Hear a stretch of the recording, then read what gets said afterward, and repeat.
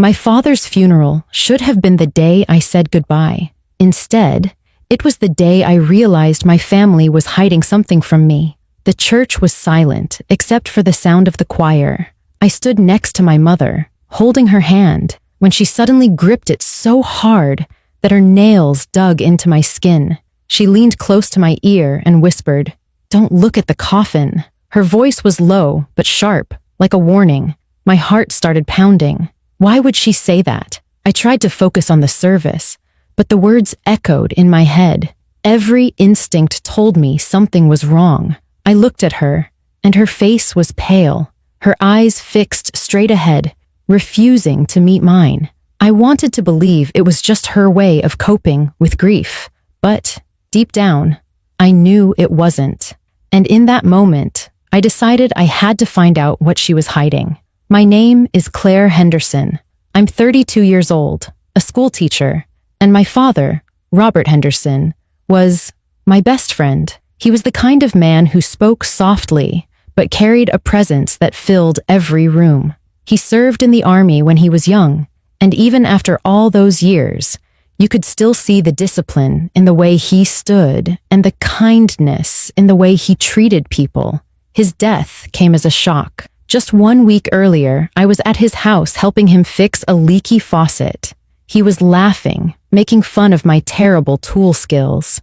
Then, 2 days later, I got the call from my mother.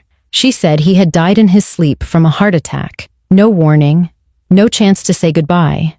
I remember sitting on the edge of my bed with the phone pressed to my ear, numb and cold, all over. Now, standing in the church, I felt like I was walking through a dream I couldn't wake up from. The air smelled of lilies and polished wood. The tall stained glass windows threw colored light across the floor, and the sound of the organ filled the space.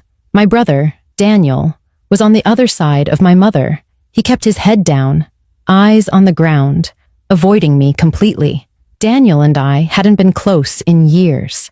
He had always been private, but now there was something different in the way he was holding himself, tense, like he was bracing for something. I kept looking at the casket. It was made of dark mahogany with brass handles, just like my father would have wanted.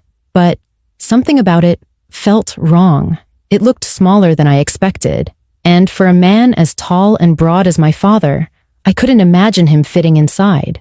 The funeral director, a thin man in a black suit, kept glancing at my mother, as if asking for silent approval before making any move. Every little detail felt too controlled, too calculated. I told myself it was just my grief making me suspicious. But when my mother's voice broke through the air with those strange words, "Don't look at the coffin," the feeling turned into certainty. Something was happening here, and it was more than just a funeral. The pastor's voice echoed softly through the church, but I couldn't focus on a single word. My mind was locked on my mother's warning. It didn't make sense. She had never been the type to stop me from saying goodbye, not when it came to family. My father had been the center of my world, and in that moment, I felt like she was taking away my last chance to see him. I glanced toward her again, searching her face for some sign of what she meant, but she kept her eyes forward, her lips pressed tightly together. Daniel shifted uncomfortably on her other side. His shoulders were stiff, and he kept tapping his fingers against his thigh like he was counting down the seconds until this was over. At one point, he caught me looking at him, and for a brief moment, our eyes met. His expression was unreadable, but there was something there, something like guilt or fear, before he quickly turned away.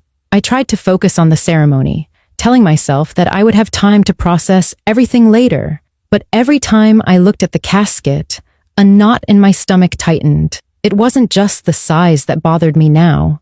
It was the way it seemed almost untouched.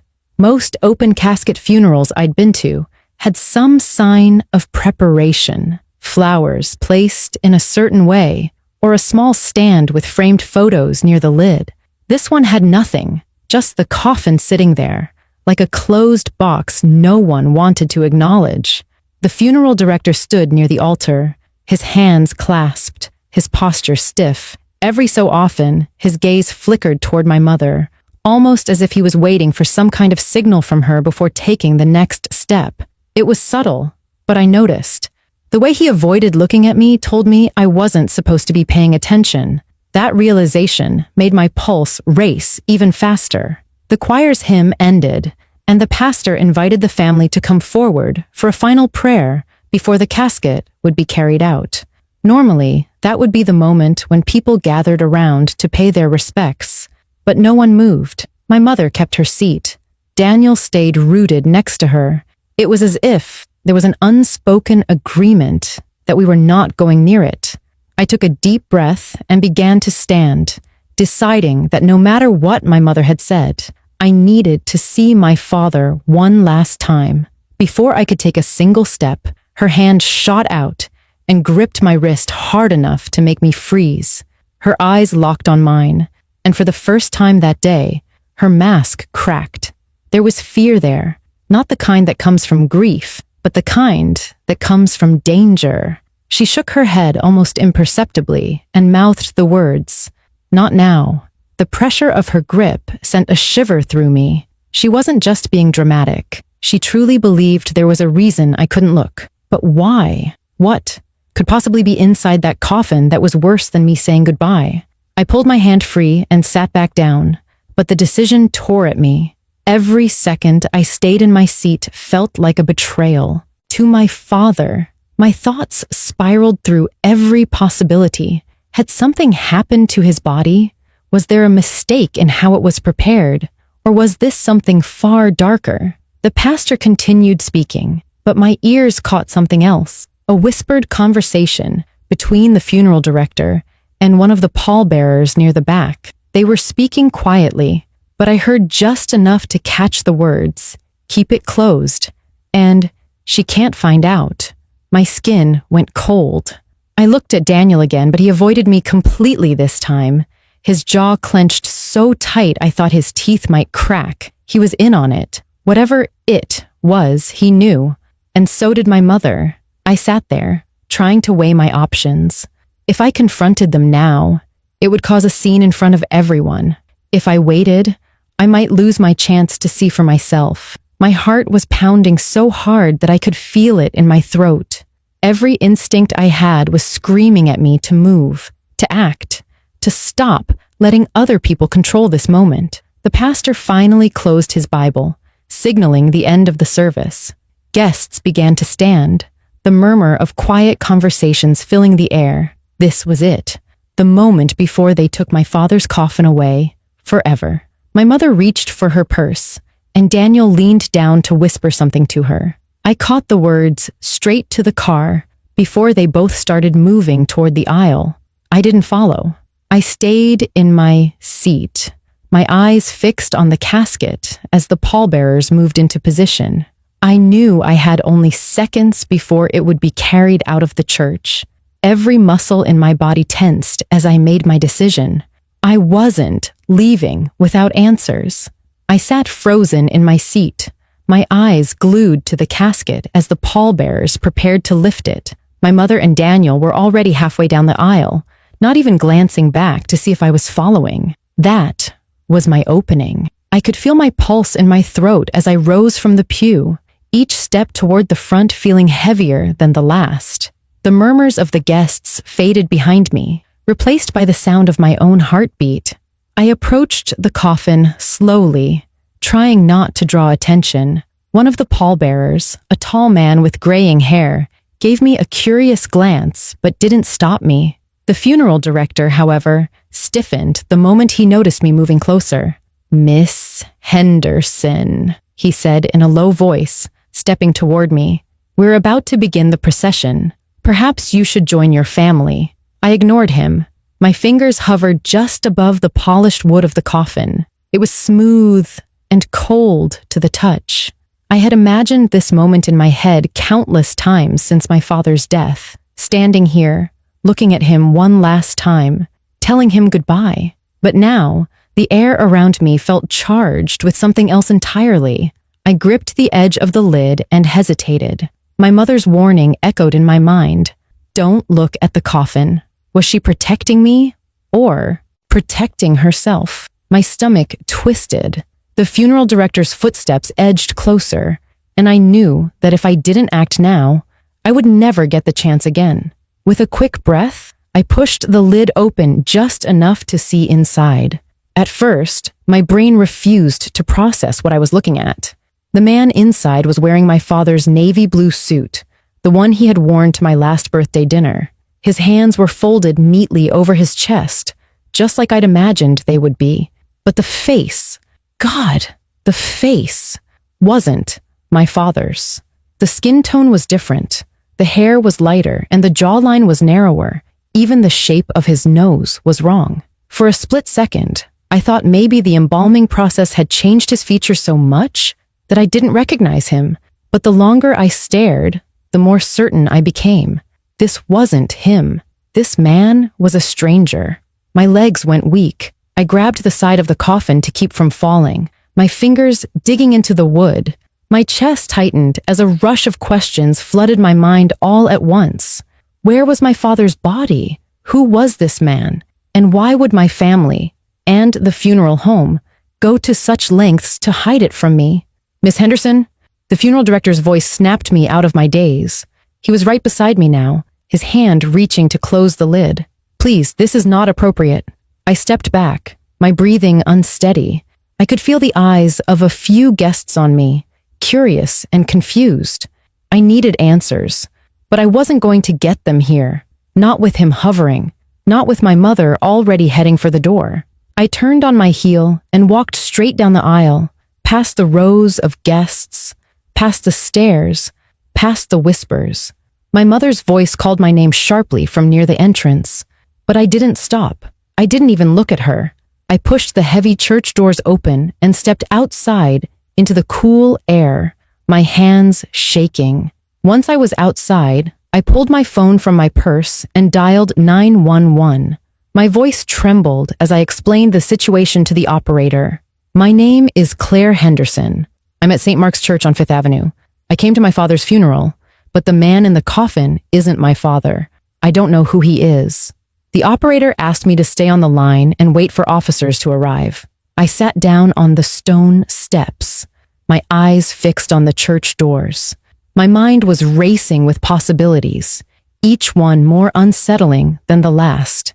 Was my father alive somewhere, hidden away? Had something happened to him that my family didn't want anyone to know about? The wind picked up, carrying the faint sound of the organ still playing inside.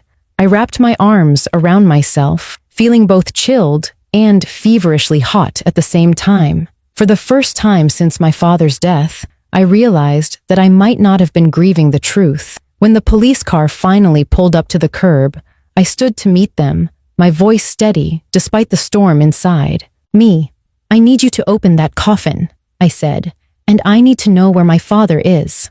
At that moment, there was no turning back. The police officers stepped out of the car, two of them, both in dark uniforms with calm but alert expressions. One introduced himself as Officer Ramirez, the other as Officer Collins. They asked me to walk them through what happened, and I told them everything from my mother's warning to what I saw when I opened the coffin. They didn't interrupt, but I could see the exchange of glances between them. Once I finished, Ramirez nodded toward the church doors. "All right, Ms. Henderson, we'll handle this from here. Stay close in case we have questions." We stepped inside together, and I felt dozens of eyes turn toward us.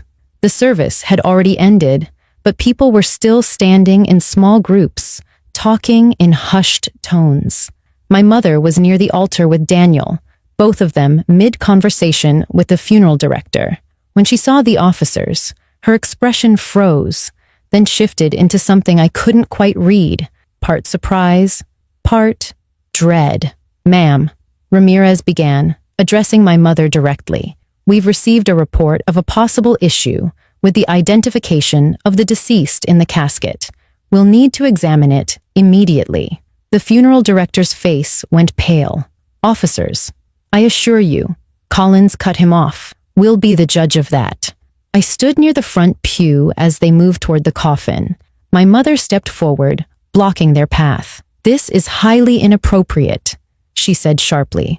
"My husband deserves dignity." Ramirez's voice was calm but firm, and that's exactly what we're here to ensure, ma'am. For a moment, I thought she might actually refuse, but then Daniel put a hand on her shoulder and murmured something I couldn't hear. She stepped aside, her lips pressed tightly together, her eyes avoiding mine. The officers approached the coffin.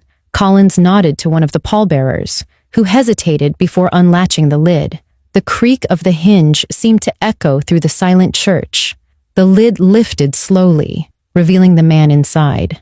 The room went still. A few guests gasped softly. Ramirez leaned in, examining the face carefully. He glanced back at Collins, who gave a slight nod. "This man doesn't match the identification on the death certificate," Collins said. "We'll need to secure the scene and contact the coroner's office." My mother's voice cut through the air, trembling but forceful. "Stop this now. You don't understand." I stepped forward, my voice shaking. "Then make me understand. Where is Dad?" She looked at me for the first time that day. Her eyes were glossy, but not from grief. This was something heavier. "Claire, this was the only way to keep you safe." Safe? The word rattled around in my head, meaningless in the middle of this nightmare. Safe from what? The funeral director shifted uncomfortably. "Mrs. Henderson, maybe it's time—" She turned sharply on him. "Don't you dare." Then back to me. Her voice dropped, low and urgent. "Your father, he's not dead. 2 weeks ago, he disappeared. I found a note on the kitchen table, telling me not to call the police. It said if we didn't hold a funeral, if we didn't make it look real, they would come after us." The air felt thinner, harder to breathe. "They? Who are you talking about?" Daniel finally spoke, his voice tight. "Dad was getting threats. We think it's connected to something from his time in the army. He never told us the details. But this wasn't random. They wanted to make sure we knew they could reach us." I stared at both of them, my mind struggling to catch up. "So you staged a funeral? With someone else's body?" Margaret's voice cracked. "I paid the funeral home to keep quiet. I thought if it looked like he was gone, they'd stop. I didn't trust the police to handle it without making things worse." Ramirez glanced between us. "Mrs. Henderson, you understand that what you've done here is highly illegal and dangerous. If your husband is alive and in danger, we need to know everything right now." My mother's composure broke. Her hands shook as she reached into her purse, pulling out a folded piece of paper. She handed it to Ramirez. This was the note. It said to bury him quickly and quietly. It came with instructions on where to send proof. I didn't know what else to do. The officer scanned it, then looked at Collins. "Get this to the station. We'll have forensics check it for prints and handwriting." The room was buzzing now with whispers and gasps from the guests. I felt like I was standing in the middle of someone else's life, watching it crack open. My father wasn't dead. He was out there somewhere, in trouble. And my own family had been lying to me to keep up the illusion. Ramirez closed the coffin and signaled to a few uniformed officers who had just arrived. "We're going to need to take this body into custody for identification. Mrs. Henderson, Mr. Henderson, we'll also need formal statements from both of you."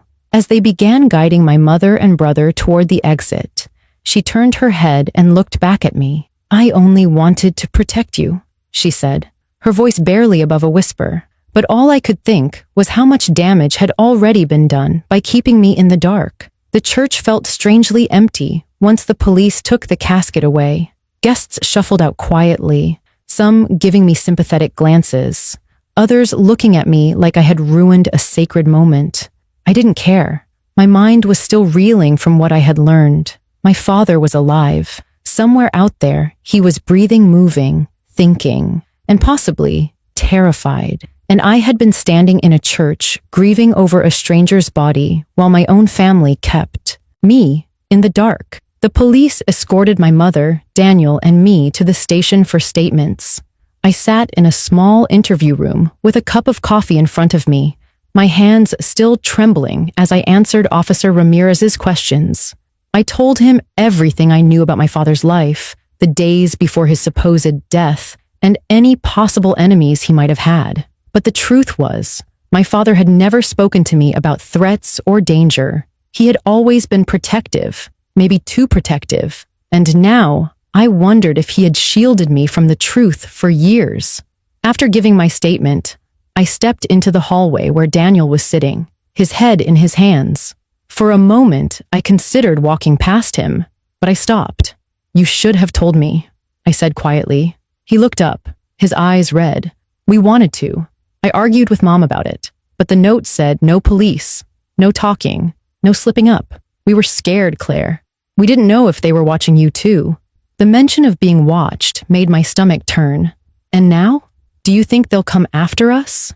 He didn't answer, and that silence said more than words could. Later, Officer Collins handed me a copy of the note. It was short, just 2 sentences, but every word dripped with threat. "Do not call the police. Bury him quickly and quietly, or you and your daughter will be next." The handwriting was sharp, deliberate, like someone who wanted to make sure their message left no room for misunderstanding. For the next few days, everything was a blur of police visits, phone calls, and news coverage. The story spread quickly. Funeral mystery in small-town church. Wrong body in coffin. Reporters showed up outside my house, knocking on my door at all hours. Neighbors whispered in their driveways, pretending not to stare when I walked by. The police opened a missing persons case for my father and launched an investigation into how another body ended up in his coffin. The stranger's fingerprints revealed he was a man named Gerald Price, a drifter with a criminal record who had died under suspicious circumstances just days earlier. That only made the mystery deeper. How did Gerald's body end up dressed in my father's suit? Who had orchestrated the switch? One evening, about a week after the funeral, I sat alone in my living room with the television off. The house was quiet, but my mind was anything but. Every sound from outside, a car passing, a dog barking, made me tense. I found myself double-checking the locks, pulling the curtains tight. I hated living like this, but fear had a way of taking root fast. My mother called that night. Her voice was softer than it had been in years. "I know you're angry," she said. "I know you feel betrayed, but I need you to believe that I did what I thought was best." I closed my eyes, leaning back in my chair. "You should have trusted me. Keeping me out didn't protect me. It just made me feel powerless." There was a long pause before she spoke again. "Maybe you're right. Maybe I was wrong, but if anything happens to you, I couldn't live with it." We didn't talk long after that. There was too much between us now, too many things unsaid. The investigation is still ongoing. The police believe my father may have staged his own disappearance under pressure, either to protect us or to escape something from his past. No one knows for sure. Every time the phone rings, I hope it's him. Every time I hear footsteps outside, I wonder if it's him coming back. But as the days pass, I've come to understand something important. The truth isn't always something you find. It's something you have to pull into the light, even if it fights you every step of the way. My father's story isn't over yet, and neither is mine. When I think back to that moment in the church, my mother's hand gripping mine, her voice whispering, "Don't look at the coffin," I realize how close I came to walking away, to accepting the version of reality they wanted me to believe. If I had listened, the secret would still be buried, and the search for my father might never have begun. Now, I live with the uncertainty, the fear, and the unanswered questions. But I also live with the knowledge that sometimes the only way forward is to ignore the warnings and open the coffin. Because the truth, no matter how heavy, will always matter more than the comfort of not knowing.